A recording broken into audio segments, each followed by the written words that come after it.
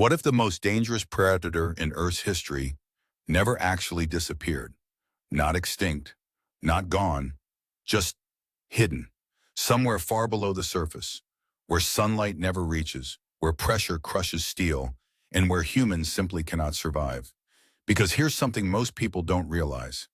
We have explored less than 10% of the ocean. That means over 90% of the largest ecosystem on our planet is still completely unknown. Unseen, unmapped, unexplained. And if something wanted to vanish without a trace, there would be no better place to hide. Before we go any further, subscribe now, because what you're about to hear isn't just another ocean story. It's something that might completely change the way you see what's beneath you. They told us the Megalodon went extinct around 3.6 million years ago. That's the official version. That's what's written in textbooks. That's what everyone believes. But here's the truth no one talks about. There is no final proof, no confirmed last sighting, no body, no moment where scientists could say, this was the last one. Just a theory, an assumption, a conclusion based on incomplete evidence. And the ocean doesn't work like that, because the ocean doesn't give clear answers. It hides things, it erases evidence, it keeps secrets. The Megalodon wasn't just a large shark, it was the apex of all apex predators, a creature that could reach length of up to 18 meters, with teeth the size of your hand, a bite force stronger than anything ever recorded in the ocean. It didn't hunt small fish, it hunted whales. Think about that for a second. The largest animals on Earth were prey, and then suddenly it disappeared, or at least that's what we were told. But extinction doesn't always mean disappearance, especially when the creature lived in the deepest, least explored place on Earth. In 1918, off the coast of Australia, something happened that still doesn't make sense. Local fishermen, men who had spent their entire lives at sea, reported something impossible. They saw a creature, massive, far larger than any shark they had ever seen. But what terrified them the most was not its size. It was the reaction of everything else. Even great white sharks fled the area. Think about that. A predator so dominant that even the ocean's most feared hunter chose to run. The fishermen refused to go back to that location for days. Some never returned at all. They didn't want to talk about it, because whatever they saw was not supposed to exist. Years later, similar reports began appearing across the world. Large shadows moving beneath boats, unidentified sonar signals. Something big, moving in ways that didn't match anything known. And then there were the whales. Dead whales discovered with strange bite patterns. Too large, too clean, too precise. Not a feeding frenzy, not random damage. A single calculated strike, as if something didn't need multiple attempts. As if something was built to kill efficiently. Of course, scientists dismissed these cases.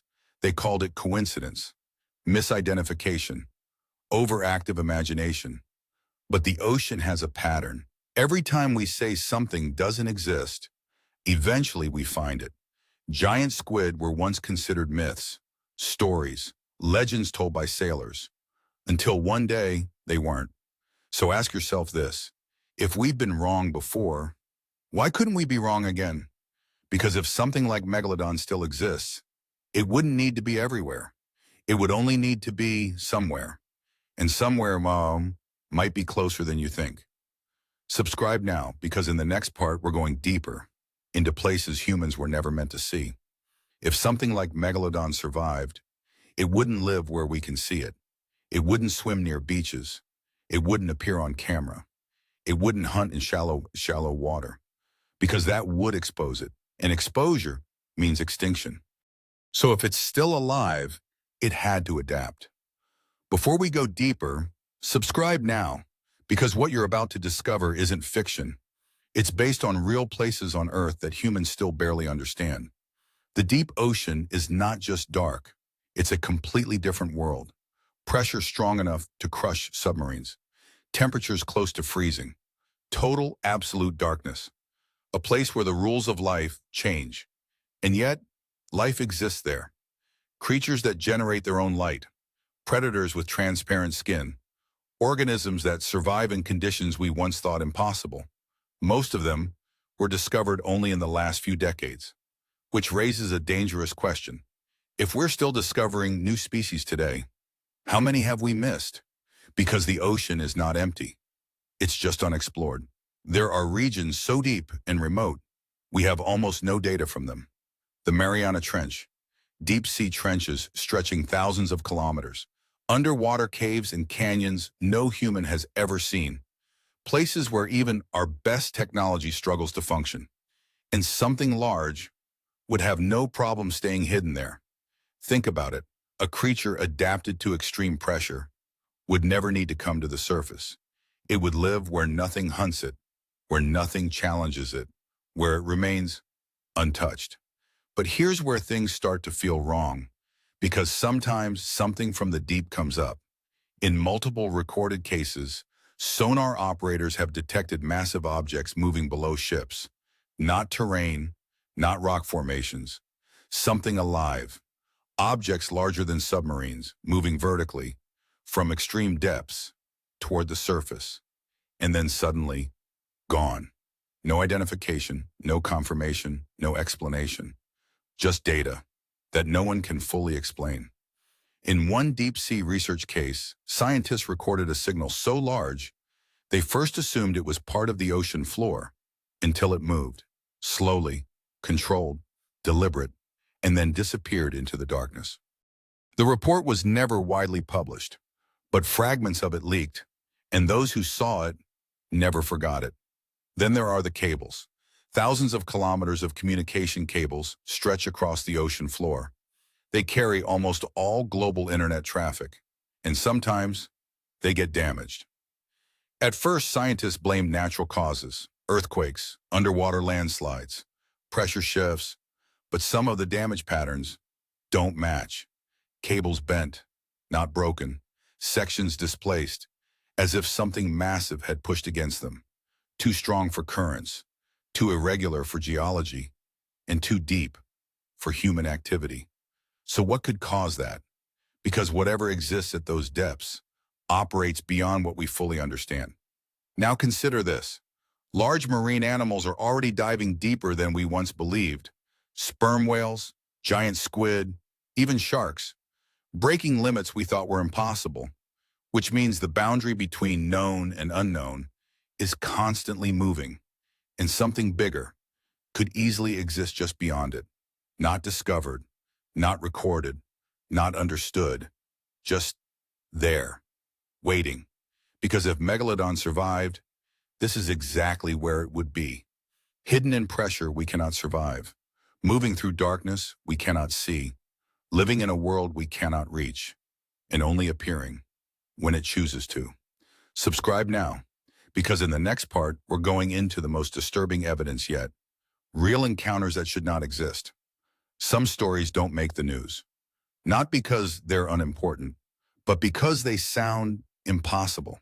And the ocean is full of those stories. Before we continue, subscribe now, because what you're about to hear isn't just theory anymore. These are accounts from people who were actually there. One of the most disturbing patterns comes from fishermen. Not tourists, not amateurs. People who have spent decades on the ocean. People who know what they're looking at, and yet they describe the same thing. A shadow, not a shark, not a whale. Something bigger. Something that moves differently. In one report, a fishing crew described seeing a massive dark shape pass beneath their boat. At first, they thought it was a whale, until it didn't surface, until it didn't behave like one. It stayed below, moving slowly, following them for minutes. No splashes, no sound, just presence, and then suddenly it disappeared. Gone, as if it had never been there. Another account describes something even stranger. A group of divers exploring deeper waters reported feeling a sudden drop in visibility, not because of darkness, but because something blocked the light. Above them, they looked up and saw a shape, massive, too large to fully see, moving silently. And then it passed. No attack, no sound, just the realization that something enormous had been right above them, watching. Then there are sonar operators, people trained to read the ocean through sound, to identify movement, to detect patterns. And sometimes they see things they can't explain. In one case, a vessel recorded a moving object at extreme depth, far below normal marine activity. At first, they assumed it was a malfunction, until the object began to rise. Fast. Too fast for known deep-sea creatures, from the darkness toward the surface. Then suddenly it stopped, hovered, and dropped back down. Gone again. No explanation, no classification, just data. That didn't fit. And then there are the whales. This is where things become harder to ignore, because whales are not easy targets. They are massive, powerful, protected by size and strength. And yet, some are found dead, with wounds that don't match anything known, bite marks that are too large, too clean, not chaotic, not random, precise, as if something struck once and didn't need a second attempt. Some researchers have quietly admitted they don't know what caused it, but publicly, they stay silent, because saying we don't know is one thing. But saying something bigger might be out there is something else entirely. And then there's the feeling, the one thing almost every witness describes, not just fear, but awareness, that something is there, something watching, something calculating, something that doesn't belong in the world we think we understand. Because if Megalodon still exists, it wouldn't behave like modern sharks. It wouldn't be chaotic. It wouldn't be careless. It would be efficient, silent, and patient, waiting in the dark until the perfect moment. Subscribe now, because in the next part, we're going to look at the scientific explanations and why they don't fully hold up. Science tells us the Megalodon is extinct. That's the official answer. That's what we're taught. That's what's written in textbooks. That's what most people accept, without question. But here's something rarely discussed. Science doesn't prove extinction. It only suggests it. Before we go further, subscribe now, because what you're about to hear isn't about denying science. It's about understanding its limits. The idea that Megalodon went extinct is based on fossil records, teeth, fragments, evidence found in layers of earth, and then suddenly, those fossils stop appearing. So scientists made a conclusion. If we don't find newer fossils, it must be gone. But that logic depends on one critical assumption, that we have access to all environments where the animal could exist. And that's simply not true, because the deep ocean doesn't preserve fossils the way land does. At extreme depths, the conditions are different. Organic material breaks down faster. Scavengers consume remains almost instantly. Sediment behaves differently, which means a creature could exist there and leave almost no trace. No bones, no skeletons, no clear evidence. Just absence. And absence is not proof. Then there's another argument. Food supply. Scientists say Megalodon would need massive amounts of food. That it couldn't survive without large prey like whales, but what if its behavior changed? What if it adapted? Because evolution doesn't stop. It adjusts. A predator doesn't need to stay the same size or hunt the same way. It only needs to survive. And the deep ocean offers something unique. Isolation, less competition, different prey, different rules. Creatures down there don't follow surface patterns. They move differently, hunt differently, live differently. So why assume Megalodon wouldn't adapt? Then there's the temperature argument. The deep ocean is cold. Too cold, they say, for a creature like Megalodon. But again, that's based on what we think we know, because some deep-sea animals generate their own heat. Others regulate temperature in ways we still don't fully understand, and large bodies retain heat better than small ones. So is it impossible, or just unproven? And then comes the final argument. If Megalodon still existed, we would have seen it. But would we? In an environment where we've explored less than 10%, in a place where visibility is nearly zero, where pressure destroys most equipment, where entire species are still being discovered? Because history shows one thing clearly. We don't find everything. We find things when we're finally able to look. Giant squid were once myths. Deep-sea predators were once unknown. Entire ecosystems remained hidden for centuries, until suddenly, they weren't. So the real question is not, is Megalodon extinct? The real question is, have we actually looked everywhere it could be? Because if the answer is no, then the possibility remains. And sometimes possibility is enough. Enough to question, enough to doubt, enough to realize that something very real might still be out there. Subscribe now, because in the next part, we're going to explore what would happen if something like Megalodon came back to the surface. If something like Megalodon still exists, the most important question isn't where it is. It's this: what happens if it comes back up? Because everything we've talked about so far leads to one possibility: that it's down there, hidden, waiting. Before we go further, subscribe now, because what you're about to imagine is not as impossible as it sounds. The ocean is changing, temperatures are shifting, currents are moving differently, food chains are being disrupted. And when the ocean changes, everything inside it adapts, including predators. If something like Megalodon still lives in the deep, it wouldn't stay there forever without reason. It would move when it has to, for food, for territory, for survival. And when that happens, the surface becomes part of the equation again. Think about modern sharks. They already appear in places they weren't expected before, closer to shore, in warmer waters, in regions they didn't used to enter. Now imagine something much larger, much stronger, much more efficient. A predator that doesn't panic, doesn't hesitate, doesn't miss. Because Megalodon wouldn't behave like a great white.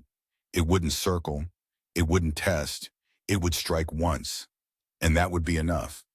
Now imagine being in a small boat, open water, no land in sight, and something below you decides to come up.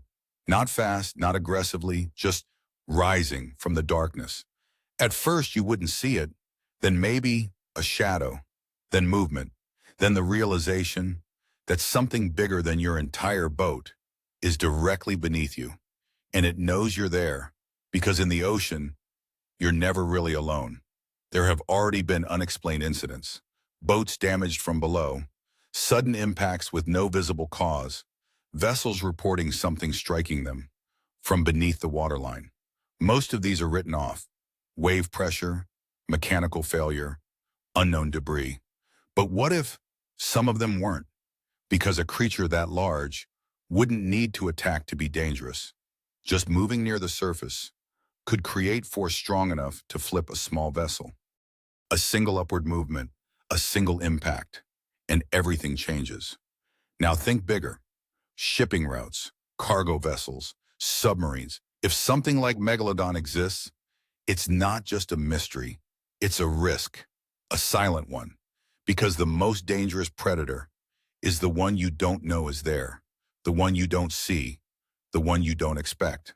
And the ocean is the perfect place for something like that to exist, because out there, there are no rules, no boundaries, no guarantees, only depth, only darkness, and whatever lives inside it.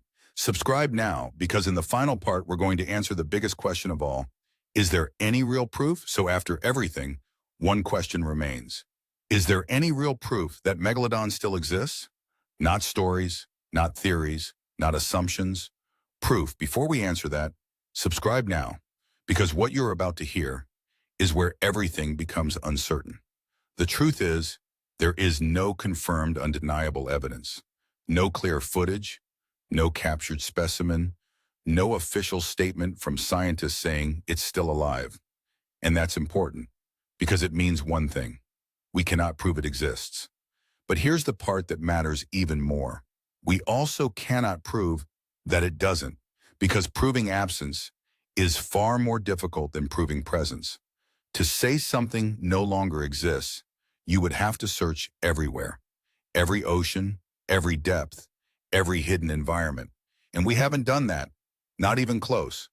We've mapped more of the surface of Mars than we have of our own ocean floor. Think about that. An alien planet is more familiar to us than the depths of our own world. So when we say extinct, what we really mean is we haven't found it. And those are not the same thing, because history has shown this again and again. Creatures once declared extinct have reappeared. Species thought to be myths have been proven real. Entire ecosystems have been discovered where we least expected them. So the idea that something large, something powerful, something ancient could still exist is not impossible. It's uncomfortable because it forces us to admit something we don't like, that we don't know everything, that there are still places on Earth where we are not in control, and something else might be. Something that doesn't follow our rules, something that doesn't need to be seen to be real.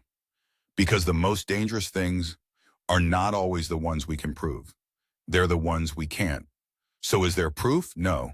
But there is something else. Patterns, unexplained events, consistent reports, gaps in knowledge. And sometimes that's where the truth hides. Not in what we can confirm, but in what we can't explain. Because if something like Megalodon still exists, it doesn't need to reveal itself. It doesn't need to be proven. It only needs to survive. Somewhere deep, somewhere dark, somewhere we haven't reached yet. And until we do, the possibility remains. Subscribe now because the ocean is still hiding secrets,